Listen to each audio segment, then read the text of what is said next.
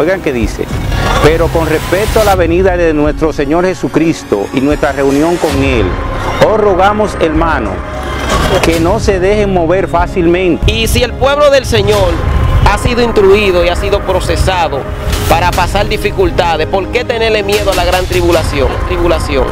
¿Acaso la fe está media? ¿Acaso la fe está débil?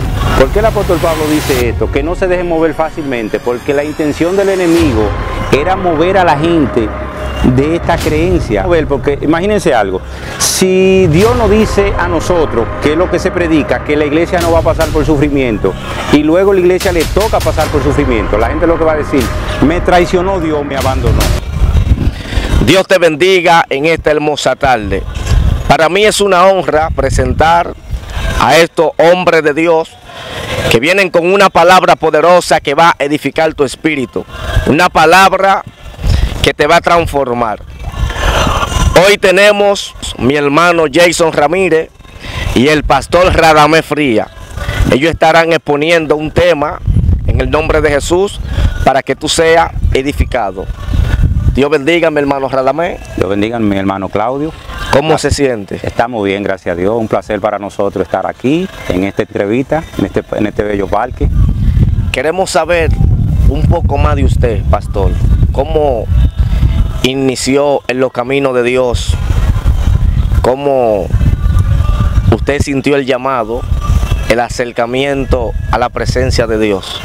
Bueno, yo sentí el llamado como a la edad de 17 años. El Señor le estuvo tratando conmigo en reiteradas ocasiones, pero yo paraba corriendo. Mi madre primero se convirtió. La primera gran prueba que tuvo mi madre fue a través de mí. En el colegio peleando casi me quitan la vida, peleando con arma blanca. Me hicieron una herida aquí en el cuello. Usted no era fácil, que me dieron muchachos desorientados.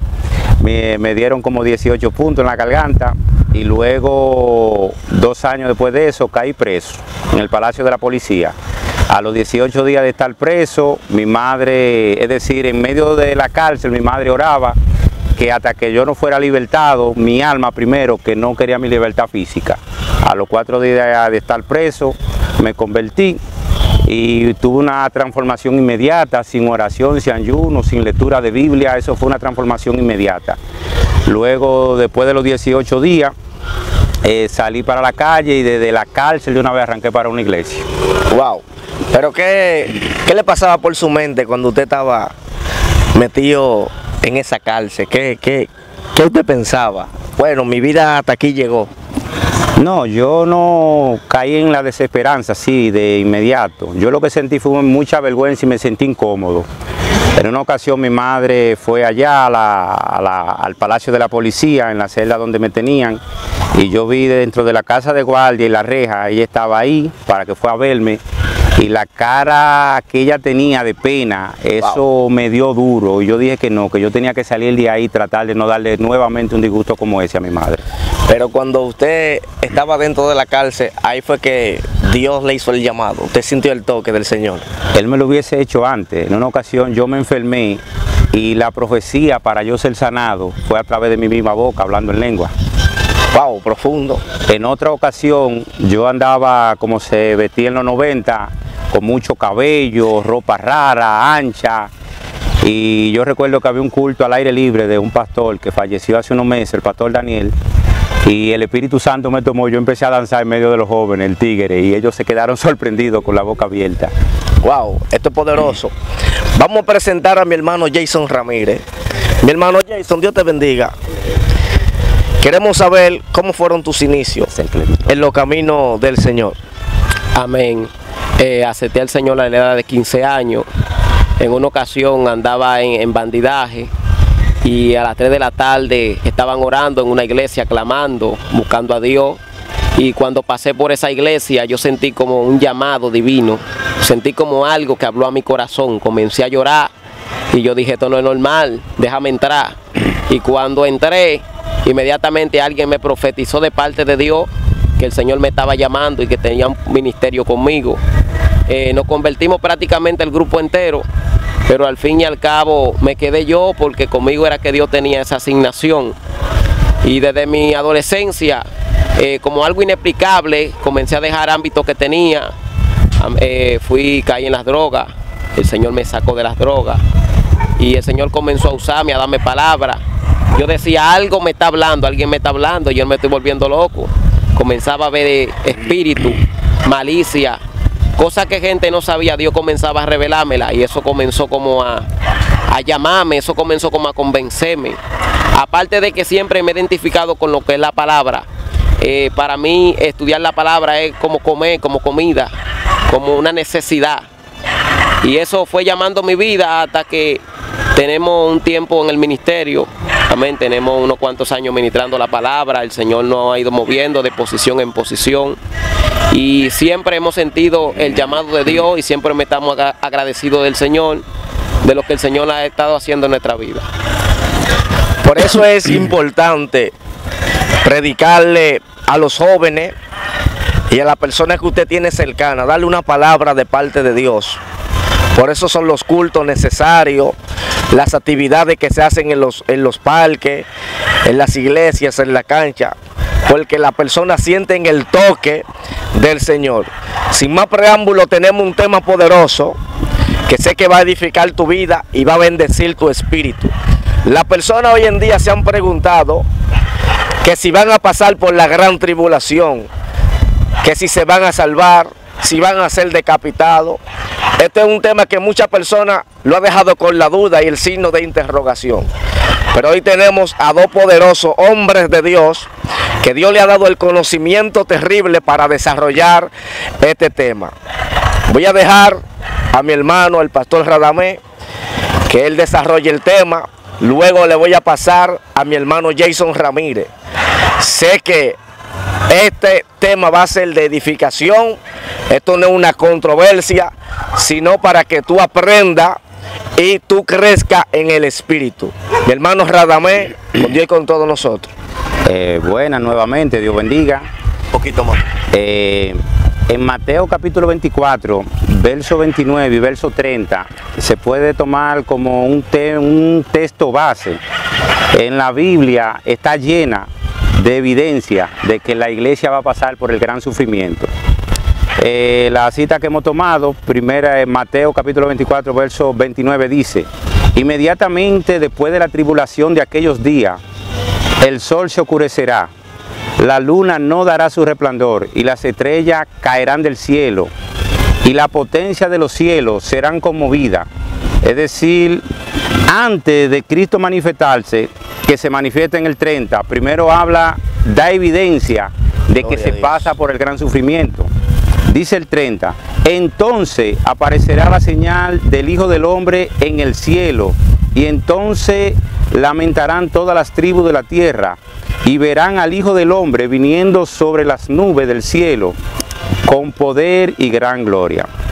Hay personas que dicen que no, que la iglesia no va a pasar por este gran sufrimiento, pero sabemos que todas las traducciones de un libro, de un idioma a otro, hay que usar el diccionario del idioma que se va a traducir para poder ponerle en contexto cada una de las cosas que se habla.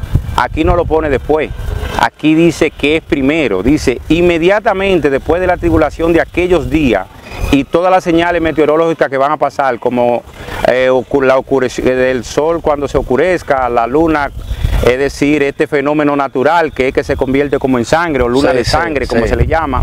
Dice que la potencia de los cielos serán conmovidas. Eso se habla de un eclipse. Eclipse. En Apocalipsis da más detalle de esto, porque dice que van a caer como estrellas del cielo, van a caer granizadas. Y parte de estos fenómenos lo dice Apocalipsis, de todos estos fenómenos que vienen. Entonces cuando pase todo esto, entonces después de esto es que viene Jesús, lo dice aquí en el verso 30. Entonces aparecerá la señal del Hijo del Hombre en el cielo. Entonces lamentarán todas las tribus de la tierra. Verán al Hijo del Hombre viniendo sobre las nubes del cielo con poder y gran gloria. Fíjense algo. Hay personas que dicen que se van a quedar para la gran tribulación los descarriados.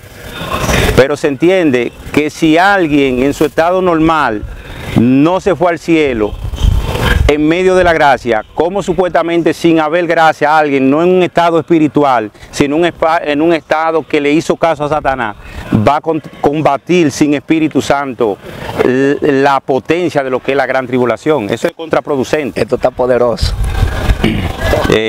¿Alguna otra pregunta sobre el texto o pasa Jason? Vamos a dejar a mi hermano Jason Ramírez, que él va a estar dando su opinión y su concepto acerca del tema. Le voy a pasar el micrófono a Jason y Jason va a estar explicando. Le voy a dejar el escenario a los dos, al pastor Radamés y a Jason. Yo voy a escuchar. Amén. Este es un tema controversial, ya que mayormente este tema se deja en el aire y no se explica. Son de los temas que nunca se definen. Pero la Biblia es clara en cuanto al tema. Voy a leer esta escritura y voy a ir describiendo esto. Dice en Tesalonicenses capítulo 2 verso 3. Dice: nadie os engañe en ninguna manera, porque no vendrá sin que antes venga la apostasía y se manifieste el hombre de pecado, el hijo de perdición, el cual se opone y se levanta contra todo lo que se llama Dios o es objeto de culto, tanto que se sienta en el templo de Dios como Dios, haciéndose pasar por Dios. ¿No os acordáis que cuando yo estaba con vosotros os decía esto? Y ahora vosotros sabéis lo que lo detiene, a fin de que a su debido tiempo se manifieste. Hay un cuadro en lo que es esto. Primeramente dice que no vendrá, refiriéndose a Cristo. Dice, no vendrá sin que antes se manifieste. O sea, está hablando claramente del anticristo, el cual tiene que ver con la tribulación. Entonces, mayormente hay un cuadro de que la trompeta suena, los muertos resucitan, Dios nos arrebata y nos fuimos para el cielo y los perdidos serán atormentados. Esto no es lo que está aplicando el versículo.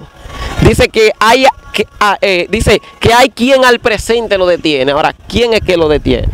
Buen punto. Los descarriados lo detienen. Los perdidos lo detienen. No, dice, hay quien al presente. ¿Quién es que está ahí? Ahí está la iglesia. ¿Entiendes? O sea, eso está claro. Lo que pasa es que mayormente hay un sistema de tradición. Hay un sistema de que yo aprendí eso y así me quedo. O sea, no hay algo como afirmativo. Pero el versículo está hablando claro. En los tiempos de Tesalónica se vivió esta misma situación, la cual estamos aquí, donde la gente tenía un concepto errado. Cuando el apóstol Pablo se va, entonces entra este conocimiento. El apóstol Pablo dice, espérese, acuérdense lo que yo le enseñaba cuando estaba con ustedes. ¿Qué era lo que le enseñaba? Que la iglesia debía de padecer.